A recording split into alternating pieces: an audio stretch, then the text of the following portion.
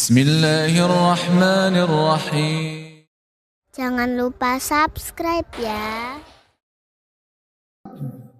Masak 1 jam, menghidangkan setengah jam.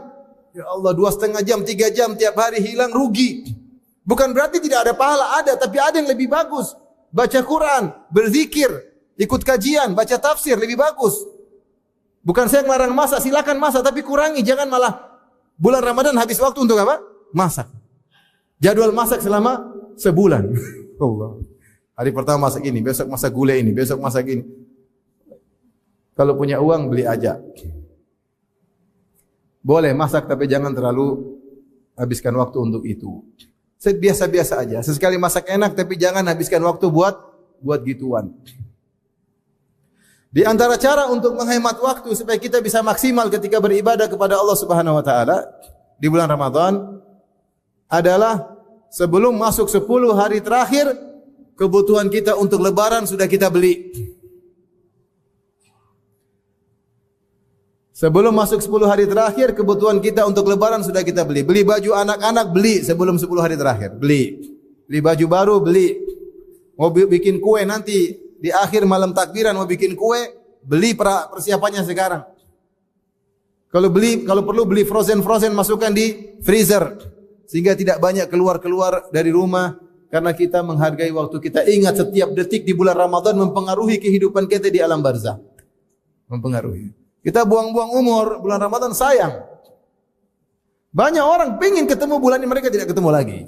Kita sekarang mudah-mudahan dipertemukan oleh Allah dengan bulan Ramadan, maka kita maksimalkan. Ya. Maka di antara caranya, sebelum datang 10 hari terakhir, semua kebutuhan lebaran sudah kita siapkan. Saya sering sampaikan ini, saya kalau di Madinah dulu, tinggal di Madinah, Al-Munawwarah, saya sering dengar khatib ketika sudah menjelang 10 hari terakhir, mereka khutbah di hari Jumat. Mereka bilang, wahai jamaah, sebentar lagi 10 hari terakhir, sekarang beli yang perlu beli, masukkan di freezer, katanya. Masalahnya gaji belum turun, itu masalahnya. Kalau mereka mungkin gaji sudah ada, kita gaji belum turun ya. Maksud saya kalau taruhlah gaji sudah ada, beli. Jangan malam 21 ke mall, malam 23 ke mall, malam ke-25 belum dapat baju baru, kemarin cari lagi. Habis waktu kita buat cari baju baru. Sayang. Salah dalam skala prioritas. Jadi antara cara hemat waktu agar waktu kita banyak adalah kita menyiapkan menyelesaikan atau menyiapkan segala keperluan lebaran sebelum datang 10 hari terakhir. Baik, di antara hal yang bisa kita lakukan persiapan untuk bulan Ramadan. Ini mungkin sudah terlambat, tapi seharusnya kita mulai pikirkan pekerjaan kita. Seharusnya ini sudah di bulan-bulan sebelumnya. Saya ingin target semua kegiatan kerjaan saya selesai di akhir Sya'ban. Orang yang cerdas dia bisa atur. Dia bisa atur. Atau kalaupun dia kerja, dia berusaha, saya kerja gimana saya bisa ajukan cuti 10 hari terakhir. Maka dia maksimal sebelumnya, dia tunjukkan sama bosnya saya kerja, insya Allah saya rapel bulan Sya'ban. Begitu Ramadan dia bisa mudah untuk apa? Cuti. Bisa diatur kalau orang serius. Jualan sekarang habis-habisan jualan, nanti bulan Ramadan kurangi jualan karena saya mau beribadah kepada Allah Subhanahu wa taala. Ini bisa dilakukan bagi orang terutama yang wira swasta mudah, yang merasa bisa. Dia bisa atur. Anak buahnya kerja habis-habisan bulan Sya'ban, bentar lagi Ramadan kalian banyak libur. Diatur. Safar-safar kegiatan meeting-meeting selesaikan bulan Sya'ban. Sudah terlanjur, bentar lagi sudah Ramadan. Mau saya kalau bisa semua meeting-meeting, jadwal kegiatan safar-safar selesaikan sebelum apa? Ramadan. Sehingga Ramadan kita benar-benar fokus beribadah kepada Allah. Ini di antara cara untuk agar kita bersiap diri menyambut bulan Ramadan. Karena kalau tidak, pesanan ada terus, kita sibuk ngurus sana, ngurus ini, ngurus dagangan. Bukannya kekurangan, tapi tamak. Tapi apa? Tamak, repot. Akhirnya Ramadan lewat, detik-detik yang merupakan detik-detik kebahagiaan lewat begitu saja. Tidak kita hargai sama sekali. Oleh karenanya, disetting bagaimana caranya kegiatan yang kira-kira bisa kita selesaikan sebelum Ramadan, selesaikan. Jangan tunda-tunda. Kerjakan semua kerjaan yang bisa diselesaikan sebelum bulan Ramadan, maka selesaikan. Tapi berikutnya, di antara persiapan kita untuk bisa menyambut bulan Ramadan, kita bikin jadwal kegiatan kita. Ini penting. Jadwal. Mau ditulis boleh, dibuat reminder boleh, kita hafal juga boleh, bikin jadwal. Ya akhi, kita kalau urusan dunia, kita punya target-target. Bukankah demikian, kita punya target mau bangun rumah, target mau beli mobil, target mau ini, target kita punya target, kita dan serius menuju target tersebut. Kita planningkan, kita siapkan semuanya untuk mencapai target-target duniawi. Maka lebih utama kita harus persiapan untuk target-target akhirat. Bagaimana seorang serius untuk target duniawi, target akhirat dia tidak serius? Ya, kita ini harus punya target untuk akhir. Kalau kita enggak mentargetkan amal soleh kita akan buang-buang waktu. Itu masalahnya. Kita bukan ulama yang mereka luar biasa, tahu pentingnya waktu. Kita ini orang suka main-main, masih nakal-nakal. Kalau kita enggak bikin jadwal, kita lepas. Mau bikin jadwal saja kita langgar, yang bikin jadwal kita sendiri, yang kita langgar kita sendiri. Apalagi kalau kita enggak bikin apa? Jadwal. Kita bikin jadwal, komitmen, duduk sama istri, kita punya jadwal. Ayo kita kerjasama. Di antara jadwal yang kita bisa bikin, target misalnya khatam Quran. 1 bulan 2 juz.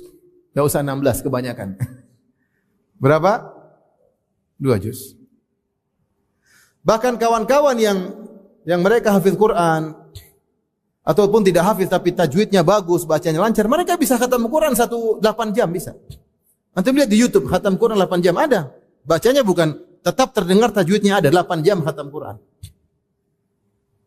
Terutama yang hafiz duduk pada subuh sampai jam 10 malam selesai. Ada istirahat, makan, potong, selesai. Kalau orang yang bahasa Arabnya lancar dia bisa cepat 1 hari bisa khatam Quran. Jadi punya target. Fungsi target tersebut, kalau kita lagi baca Quran, ada yang ngajak ngobrol, afwan, ada target, belum sampai. Jadi dia mengerti. Karena orang tuh dia bingung waktunya mau dibuang kemana, dia ngajak kita juga buang-buang waktu. Dia mau buang umur dia pengen ngajak kita juga buang umur kita. Maka kita punya alasan, target belum selesai, mohon maaf. Bilang aja. Emang target itu berapa sih? Adalah pokoknya. Target. Dan saya kasih apa ya, iktirah, usul atau ide. Bagi kawan-kawan yang belum bisa bahasa Arab, saya tidak ingin target banyak-banyak karena di antara ibadah Al-Qur'an adalah membacanya tanpa paham pun dapat pahala. 1 huruf 10 apa? Kebaikan. Di antara ibadah Al-Qur'an adalah membaca terjemahannya, mengerti harfiah tekstual dari Al-Qur'an tersebut. Di antara ibadah Al-Qur'an adalah tadabbur, yaitu mengerti tafsirnya. Di antara ibadah terhadap Al-Qur'an mengamalkannya. Nah, kita Ramadan kadang-kadang cuma fokus pada yang pertama, baca. Namun pengaruhnya ada, iman ada, dengan baca ada iman karena kita baca firman Allah Subhanahu wa taala. Tapi lebih cepat lagi kalau kita baca terjemahannya. Lebih cepat lagi iman kita cepat naik kalau kita baca tadabburnya, tafsirnya. Insyaallah ada aplikasi lagi, ada aplikasi apa Quran tadabbur atau aplikasi apa saja. Kalau makanya saya bilang sama kawan-kawan, targetkan bulan Ramadan ini berbeda dengan bulan yang sebelumnya. Target saya bulan Ramadan ini saya khatam sekali, baca Qur'annya, tilawahnya, dan saya khatam sekali terjemahannya. Siap atau tidak? Insyaallah mudah insyaallah. Ente baca 1 surat, ente baca terjemahannya. Baca dengan serius. Berusaha jangan baca baca serius. Kalau ngantuk ulangi lagi. Boleh kalau antum ada tergerak pengin tahu ini maksud ayat ini apa? Klik. Ingin tahu tafsirnya. Itu lebih indah lagi. Karena kalau kita baca kadang-kadang kepingin apa maksudnya sih? Diklik. Oh, maksudnya begini. Kalau yang kira-kira jelas lanjut aja, lanjut. Ada yang pengen tahu lagi diklik. Apa maksudnya? Baca, itu nikmat luar biasa. Itu nikmat luar biasa. Maka target kita enggak usah muluk-muluk deh. 1 juz apa 2 juz? Ikhwan dan akhwat, targetnya 1 bulan ini mau khatam berapa? 1 juz apa 2 juz? Setengah juz. Antum targetnya berapa? 1 juz atau 2 juz? Hah? 2 ya, Masya Allah. Berarti 2 juz tilawah, 2 kali khatam tilawah, dan 1 kali khatam terjemah. Oke? Sepakat? Berarti 3 kali khatam. Saya ulangi, 2 kali khatam tilawah, 1 kali khatam apa? Terjemah. InsyaAllah, angkat tangan. Siapa yang mau? InsyaAllah. Angkat tangan. Angkat tangan ragu-ragu. InsyaAllah ya. Minta tolong sama Allah. InsyaAllah bisa. InsyaAllah bisa. Kalau antum target bacaan dua kali khatam dalam sebulan, berarti satu hari antum harus baca paling tidak 2 juz lebih, karena insya Allah Ramadan ini 29 hari. Ramadan kali ini insya Allah 29 hari. Kalau 30 hari berarti satu hari harus 2 juz. Kalau 2 juz itu Quran Mushaf Madinah adalah 20 lembar. 20 lembar maksudnya 40 halaman. Kalau 40 halaman antum bagi salat 5 waktu. Salat 5 waktu berarti sekali salat antum baca 8 apa? Halaman. Duhur 8 halaman. Antum bagi lagi 8 halaman maksudnya 4 lembar. Antum bagi lagi qobliyah sebelum duhur 2 lembar, setelah duhur 2 lembar. Sebelum salat asar 2 lembar, setelah salat asar 2 lembar. Sebelum maghrib 2 lembar, setelah maghrib 2 lembar. Sebelum isya 2 lembar, setelah isya 2 lembar. Sebelum subuh 2 lembar, setelah subuh 2 lembar. Antum jalan seperti terus 2 kali khatam. Mudah atau tidak? Pokoknya tidak tidur kecuali target tercapai. Bilang sama istri, mohon maaf, belum tercapai apa? Target. Kalau kita tidak komitmen sejak awal, nggak akan tercapai. Nantilah kita rapal, nanti kita rapal, nggak bisa. Setan bikin taswif, nanti, akhirnya tidak khatam meskipun cuma sekali. Kalau ternyata lebih dari 2 kali khatam, alhamdulillah. 10 hari terakhir untuk i'tikaf baca banyak-banyak, alhamdulillah. Jadi ingat 2 kali khatam tilawah dan sekali khatam apa? Terjemah. Insyaallah dimudahkan oleh Allah Subhanahu wa taala. Taib. Di antara cara kita bisa untuk mempersiapkan bulan Ramadan agar maksimal di bulan Ramadan, ada waktu-waktu yang dilalaikan oleh orang. Padahal di waktu mulia, di antaranya adalah waktu setelah sahur atau waktu ketika sahur. Ini waktu banyak di antara kita cuma fokus buat makan sahur aja. Itu masalahnya. Dia makan sahur jam 3 sampai subuh ngobrol. Ngobrol sudah mulai nih, Facebook lagi, mumpung isi waktu. Ya ini waktu nuzul ilahi, sepertiga malam terakhir, waktu mulia yang Allah turun ke langit dunia. Allah tanya, mana di antara hambaku yang minta akan aku kabulkan? Mana di antara hambaku yang istighfar akan aku ampuni? Mana di antara hambaku yang berdoa akan aku kabulkan? Kemudian kita sibuk nonton apa? Facebook. Nonton YouTube. Nonton Instagram. Nonton TikTok. Apalagi? Twitter. Apalagi?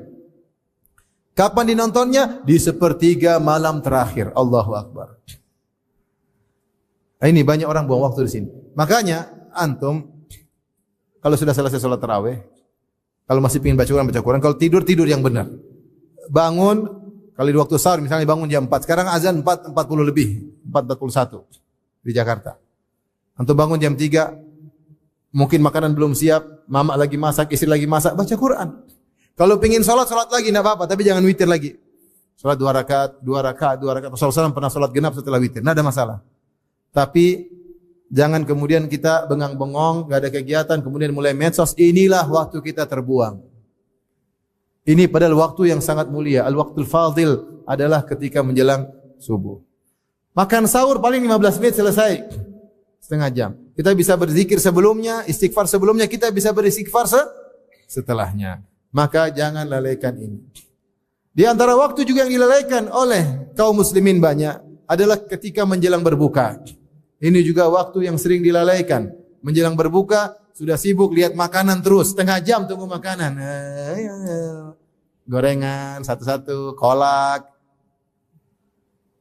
Kemudian antum sudah nanti kan ada jatahnya kan? Kalau jatahnya terus antum kasih pagar, sudah selesai, sudah pagarin. Antum berdoa baca Quran.